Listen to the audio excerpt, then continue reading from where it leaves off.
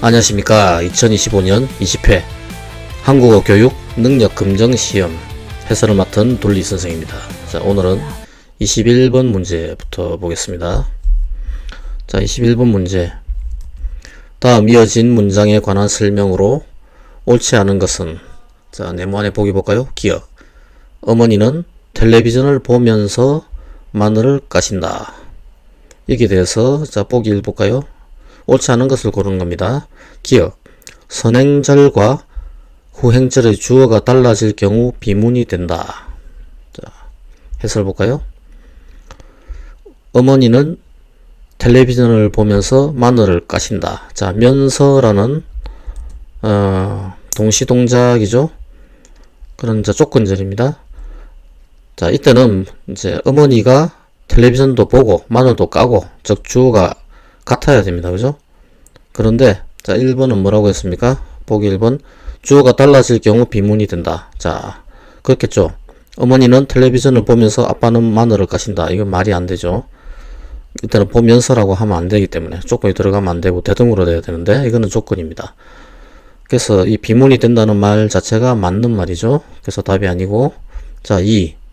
행렬을 구경하려고 우리는 앞으로 나아갔다.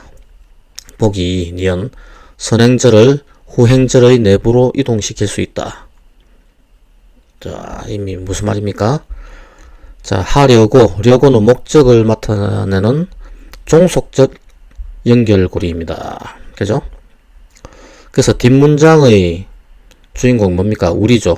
우리가 행렬을 구경하려고 우리가 그 앞으로 간 거죠. 그죠? 그래서 아주 자연스럽게 그 이동을 시켜도 되는 것입니다. 아무 문제 없습니다. 자, 그 다음 3번. 영수티귿. 영수는 수학을 잘하지만 수빈이는 영어를 잘한다. 자, 보기 3.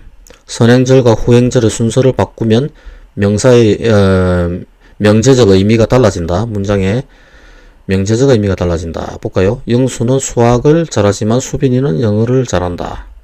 그래서 앞뒤 순서를 바꾸면은 수빈이는 영어를 잘하지만 이렇게 되면은, 자, 전달하려는 팩트가 그 뭡니까?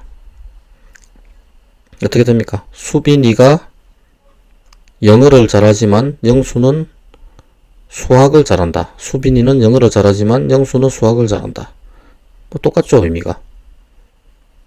그 의미가 달라지지 않습니다. 그럼 옳지 않은 거죠. 그래서 답은 3번. 명제적 의미가 달라지지 않습니다. 자, 보기 한번 더 볼까요? 자, 수빈이는 영어를 잘하지만 영수는 수학을 잘한다 해도 똑같은 의미다 이거죠. 자, 그 다음에 보기 4 보겠습니다. 보기 4. 리얼. 선행절의 타고의 앗. 무슨 말입니까? 타고. 탁고라고 한다 이 말이네요. 그는 자전거를 타고라고 되어 있는데, 그는 자전거를 탁고라고 할 경우 선후행절의 의미적 종속성이 약화된다. 그는 원래는 어떻습니까? 자, 볼까요? 원래는 그는 자전거를 타고 약속 장소로 이동했다.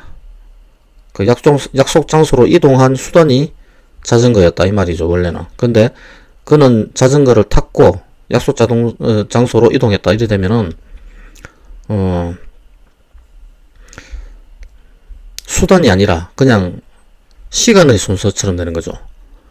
자, 자전거를 일단 탔고 그 다음 이동했다. 즉 시간의 순서로 보이는 겁니다. 그렇다면은 원래의 그 결속력, 종속성은 뭐였습니까? 수단이었죠. 이동을 했는데 뭘 타고 이동했냐? 수단이 어떻게 되느냐는 종속성이 있었는데 그 의미가 조금 사라지는 거죠. 약해지는 거죠.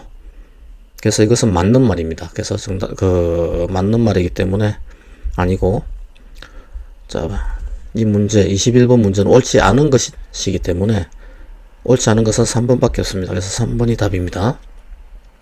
자, 그 다음 22번 문제. 문장 유형이 화행과 일치하지 않는 것은 몇 개인가? 자, 화행이라는 것은 그 말 자체가 아니라 말의 의도를 말하는 거죠. 자, 볼까요? 보기. 아기에게 약을 먹이며 아가야 약 먹자. 이렇게 했을 경우 자, 화행하고 일치가 되는지 한번 볼까요? 자, 겉모습. 뭐뭐 하자. 약을 그럼 같이 먹자. 말 그대로 하면 약을, 너랑 나랑 같이 약을 먹자. 이 말이죠. 근데 실제로는 의미가 뭡니까? 나는 안 먹죠. 아기 너만 먹는다. 이거죠. 사실은. 그래서 뭐랍니까? 그 문장의 그 뜻과 실제 말하고자 하는 사람의 속뜻이 불일치합니다. 그죠? 그래서 일단 한 개, 불일치한 게 몇 개냐 했으니까 한 개 됐습니다. 그 다음 동료에게 끝났으면 같이 갑시다. 끝났으면 같이 갑시다. 자, 이건 뭡니까? 그 모습은 같이 가자. 청유죠? 같이 가자. 그리고 속마음도 똑같이 가자. 같이 가자. 똑같습니다. 자, 그 다음에 한숨 쉬며 다른 사람의 마음을 어찌 알겠니?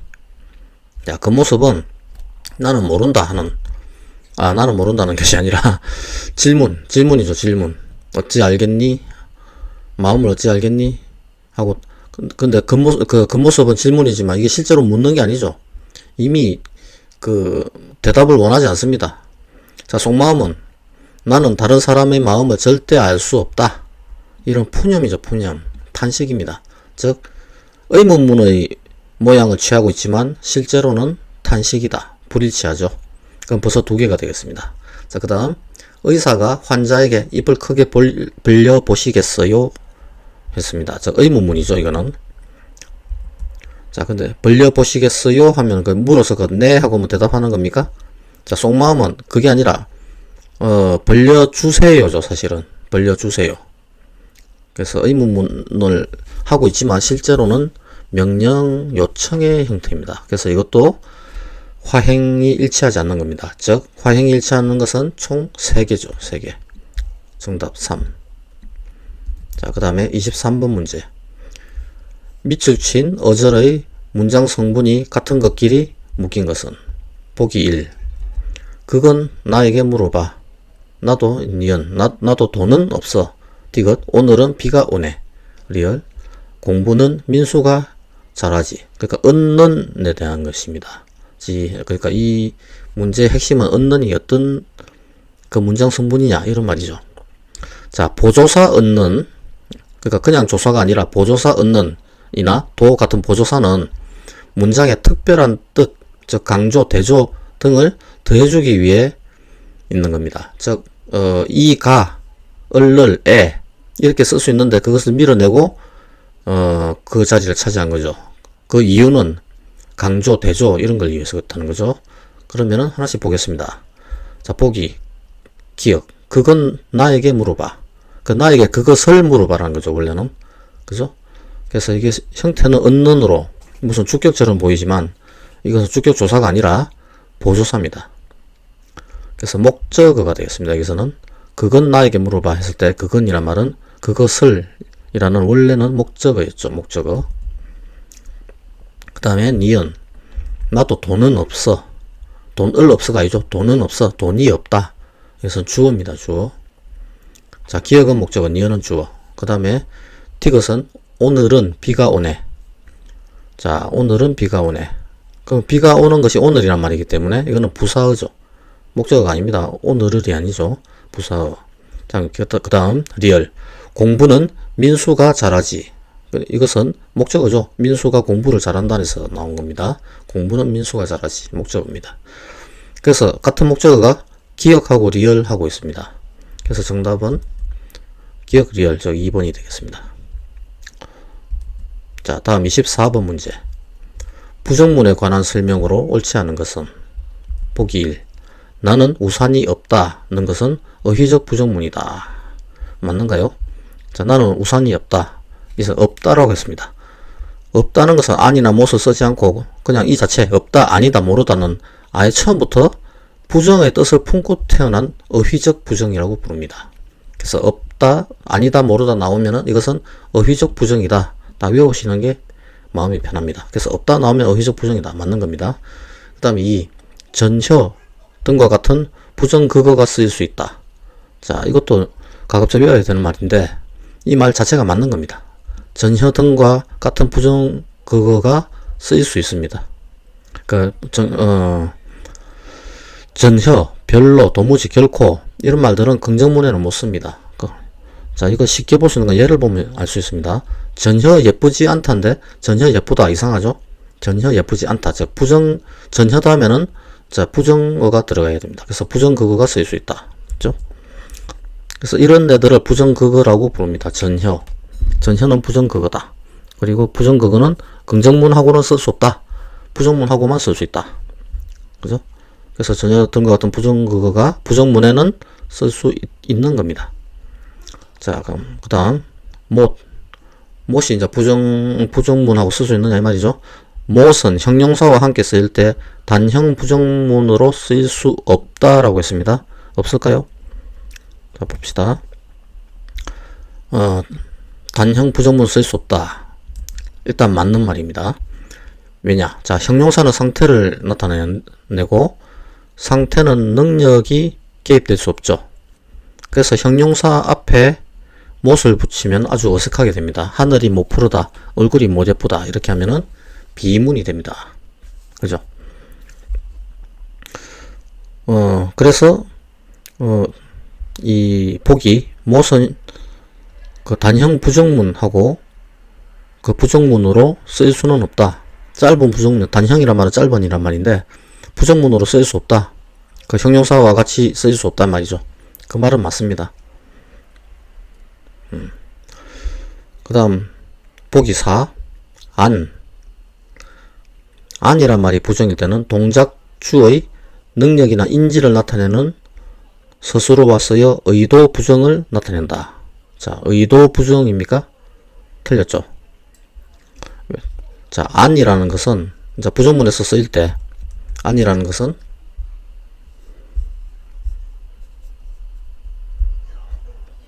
동작주의 능력이나 인지를 나타내는 스스로가 쓰여서 의도의 부정을 나타내는 것이 아니라 뭡니까? 능력이 없어서 그럼 아니지. 옳지 않은 것이랬죠? 안이라는 것은 능력이 아니라 의지의 부정이죠. 안은 의지의 부정입니다. 예를 들어서 나는 수영을 못해 할 때는 능력이죠. 나는 수영을 안 해라고 하면 어떻게 됩니까? 안 해라고 하면은 의지죠. 나는 안 한다 이 말이죠. 의지. 자, 근데 보기에는 어떻게 됐습니까? 능력이나 인지. 그죠? 그래서 능력이나 인지의 부정이다. 그렇기 때문에 틀린 거죠. 능력이나 인지의 부정이면 못해라고 못이 돼야 되죠. 그래서 4번이 틀린 것입니다. 자, 그 다음 25번 밑줄 친 관형절의 성격이 다른 것은 볼까요?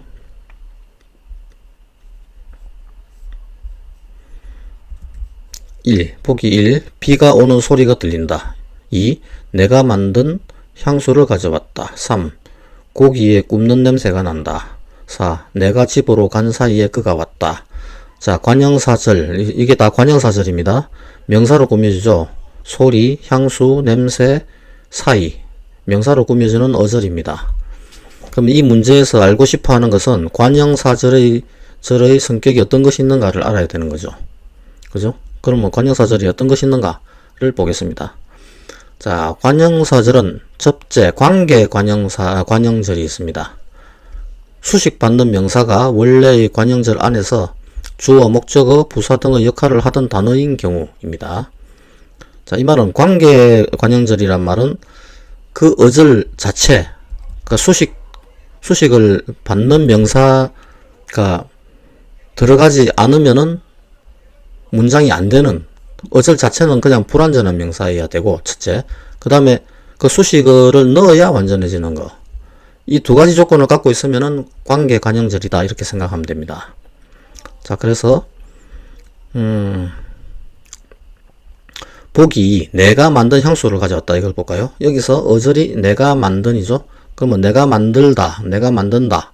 뭔가 좀 허전하잖아요. 불완전하죠? 근데 향수를 만든다. 이러면 말이 되죠. 내가 향수를 만든다. 그래서 수식어가 들어가야 완벽해질 때 이때는 뭐라고 한다? 관계관형절이다. 그래서 이는 관계관형절입니다. 자, 그 다음에 1번은 비가 온다. 비가 오는 소리 했는데 소리란 말이 없어도 비가 온다. 이 말로 완벽하죠. 그래서 이것은 관계관형절이 아니고 뭡니까? 동격관형절입니다. 동격관형절은 어절 자체가 완전한 문장인 경우입니다. 그래서 동격. 그 다음에 3번 숯불에 고기 굽는 냄새가 난다. 숯불에 고기를 굽는다 이 말이죠. 완벽합니다. 냄새가 필요 없죠. 그래서 동격관형절. 자, 4 내가 집으로 간다. 완벽합니다. 역시 동격관형절. 정답은 2 내가 만든 향수를 가져왔다. 이것은 관계관형절입니다. 자, 이걸 구분하고 외우셔야겠죠. 자, 그 다음에 26번 높임법에 관한 설명으로 옳지 않은 것은. 자, 1. 선생님을 뵙다는 객체 높임인 동시에 어휘 높임이다. 맞습니까? 네, 맞습니다. 뵙다는 목적어, 즉 객체인 선생님을 높이기 위해서 특수하게 쓰인 어휘입니다. 자, 여기서 우리가 높임법에 대해서 알아야 되는데, 자, 이거 외우셔야 됩니다. 높임법에는 주체 높임법과 객체 높임법이 있습니다. 그래서 뭐 하신다 이런 선음할 의미, 그 주체를 높이는 선음할 의미가 있는 것들, 그런 것이 이제 주체 높임법이죠. 그 다음 객체 높임법이란 것은 과거 문법에서는 겸양어, 즉 나를 낮춰서 상대를 높인다 해서 겸양어라고 했는데, 그 지금 현재 문법으로는 그렇게 표현하지 않고 객체 높임법이라고 말을 합니다. 그래서 겸양이다는 느낌이 들면, 예를 들어서 뵙다, 내가 뵙다, 그죠? 내가 들이다, 내가 엽줍다, 나를 낮추는 거죠. 과거식으로 해석하면은. 이런 거는 객체를 높인다고 반대로 표현을 합니다. 그래서 객체 높임법이다, 이런 경우. 요걸 알고 있으면 됩니다. 그러면은 그 보기 1 선생님을 뵙다는 객체 높임 맞죠? 자, 그 다음에 보기 2 나에게 사랑을 다오는 하객체보다 상대를 높여 대우하는 하우체이다. 반대죠. 상대를 오히려 낮추는 거죠. 다오는 상대방을 낮추는 헤라체입니다. 그래서 옳지 않은 것은 뭡니까? 2가 되겠죠. 2. 나에게 사랑을 다오. 자, 이것은 옳지 않은 것입니다. 이거. 자, 다오. 그 다음에 3. 다음 중 옳지 않은 항목을 고르라 하는 하라체로 높임이 중화된 표현이다. 다음 중 옳지 않은 항목을 고르라. 이거 문제에 나오는 거죠. 시험 칠 때. 자, 이것은 고르라 하니까 마치 명령처럼 보이죠? 근데 그렇지 않죠. 자, 이 고르라는 시험 문제처럼 불특정 다수에게 쓰는 객관적인 하라체, 매체체라고 합니다. 이거 외우셔야 됩니다. 하라체, 매체체는 헤라체하고 다릅니다. 헤라체는 명령이죠. 상대가 나보다 이제 낮거나 그런 경우가 헤라체지만, 하라체는 상대가 낮든 높든 아무 관계 없습니다. 객관적인 거고 불특정 다수이겠습니다. 즉 여기서 외우셔야 될 것은 청자가 누구인지 특정할 수 없는 불특정 다수에 쓰는 것이 하라체다 또는 매체체라고 한다. 그리고 시험 문제에 주로 쓴다. 그죠? 그리고 일상으로서 평어체처럼 느껴진다. 그리고 이것은 학술적 시험 관점에서는 높임의 중화라고 이제 표현한다. 하라체는 높임의 중화다. 즉 보기 4, 보기 4가 아니고 보기 3. 다음 중 옳지 않은 항목을 고르라의 하라체는 높임이 중화된 표현이다. 맞는 겁니다. 예. 그 다음에 보기 4. 먼저 가시오. 먼저 가시오는 하오체로 동등 또는 하위의 청자에게 격식적으로 존중하는 표현이다. 예, 맞는 거죠. 가시오 했으니까 그 존중하는 표현이죠. 자, 그 다음 27번 밑줄 친 형식 형태소의 기능이 같은 것끼리 짝지어진 것은 기억. 그 사과는 주먹 크기만 해요. 니은 다리를 다쳐서 빨리 걷기가 어려워요. 디귿 걸음이 빠르기가 웬만한 육상선수 같아요. 리얼 오늘 읽기 시험 문제에서 만점을 받았어요. 자, 전부 다 기로 끝나죠. 그럼 여기서 우리가 알아야 될 것은 기라는 것이 뭔가. 자, 기가 명사를 만들어주는 의미죠. 명사형 의미인데 그 두 가지로 이야기를 할 수 있습니다. 이 두 가지를 알아야 되죠. 명사 파생전미사냐 또는 명사형 전성음이냐. 그래서 현재 문법으로는 기가 요 둘 중에 하나에 해당된다는 거죠. 요걸 구별할 수 있느냐 하는 그런 문제입니다. 자, 그래서 그러면 파생전미사가 뭐냐? 파생전미사란 말은 이미 오래 그 사람들 쭉 써왔기 때문에 완전히 굳어져서 하나의 명사가 된 경우 이 말입니다. 그래서 주먹 크기만 해요. 이러면 그 크기는 이미 굳어졌다. 그러면 뭐랬어요? 파생이다. 그죠? 명사 파생전미사. 그죠? 자, 그 다음에 빨리 걷기가 어려워요. 걷기는 뭐 굳어진 말은 아니죠. 그렇기 때문에 아직 그 걷다라는 서술성이 여전히 살아있기 때문에 명사형 전성음이라고 합니다. 즉 걷다라는 동사를 명사처럼 썼다. 그럴 때는 명사형 전성음이다 이렇게 표현합니다. 굳어지기 전이니까. 자, 그 다음에 빠르기. 걸음이 빠르기가 웬만한 그 육상선수 같아요. 예, 걸음이 빠르다라는 동사를 갖다가 억지로 명사를 만든 거죠. 그래서 명사형 전성음이 맞습니다. 자, 그 다음에 리얼. 오늘 읽기 시험 문제에서 만점을 받았어요. 읽기 시험 문제, 이거는 이미 굳어져서 하나의 명사가 됐죠. 그래서 이것은 명사 파생 전미사입니다. 그래서 문제가 뭐였습니까? 밑줄 친 형식 형태 소위 기능이 같은 것끼리. 그러면 기억 리얼하고 니은 디귿이 같은 거죠. 근데 기억 리얼이라는 보기가 없습니다. 그러면 니은 디귿이 답이겠죠. 답은 2. 자, 그 다음 28번 문제. 보기 용언의 품사가 다른 것은? 보기 1. 나는 그녀가 반갑기는 했다. 2. 선생님은 학생들에게 청소를 하게 했다. 3. 건강해지려면 매일 운동해야 한다. 4.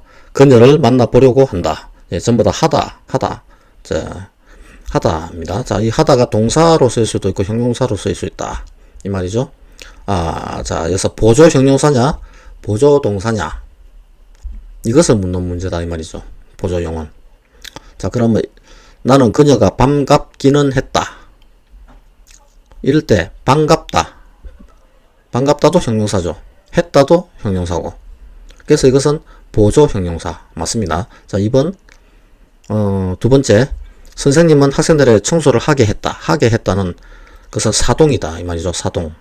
그래서 청소를 하는 것이 동작, 즉 동사고 그것을 또 사동을 시켰으니까 또 동사다. 그래서 보조 동사라 할 수 있습니다. 그 다음 3. 건강해지려면 매일 운동해야 한다. 이것도 보조 동사죠. 동사를 또 보조하는 동사니까. 그 다음에 4. 그녀를 만나보려고 한다. 만나보다 이것도 동사죠. 그래서 보조 동사. 그래서 2에서 4까지는 다 보조 동사. 1번만 보조 형용사. 그래서 답은 1번이다. 이 말이죠. 반갑기는 했다. 보조 형용사다. 자, 그 다음 29. 밑줄 친 성분 중에서 필수적으로 요구되는 성분이 아닌 것은? 자, 보기 1. 난 현미밥이 좋다. 2. 그는 휴지를 쓰레기통에 넣었다. 3. 그 사람이 범인이 맞다. 4. 그는 정류장에서 걸음을 멈추었다. 자, 하나씩 봅시다. 나는 현미밥이 좋다. 나는 좋다. 이 말로는 불완전하죠? 나는 현미밥이 좋다. 누가 무엇이 좋다. 항상 주어 두 개가 필요합니다. 그래서 필수다. 1은 필수다. 그죠? 필수다. 2. 넣다. 그는 휴지를 쓰레기통에 넣었다. 만약에 쓰레기통이 없으면 어떻습니까? 그는 휴지를 넣었다. 뭔가 허전하죠? 그래서 장소가 무조건 필요합니다. 그래서 넣다에는 쓰레기통이 필수입니다. 그 다음 3.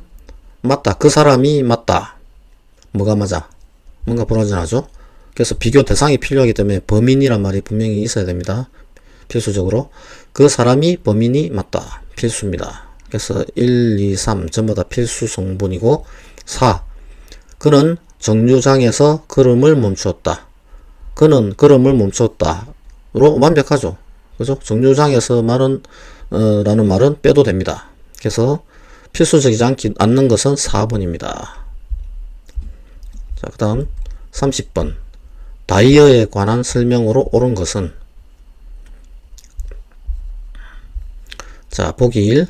다이어는 일반적으로 추상적인 의미에서 구체적인 의미로 확장된다. 다이어가 추상적인 것에서 구체적으로 된다? 맞습니까? 틀렸죠? 다이어란 말은 보통 눈에 보이는 구체적인 것에서 안 보이는 추상적인 것으로 확장됩니다. 예를 들어서 손은 구체적인 거죠. 그죠? 근데 일손이라면 어떻게 됩니까? 일손은 추상적인 겁니다. 그래서 자, 1번은 틀린 거.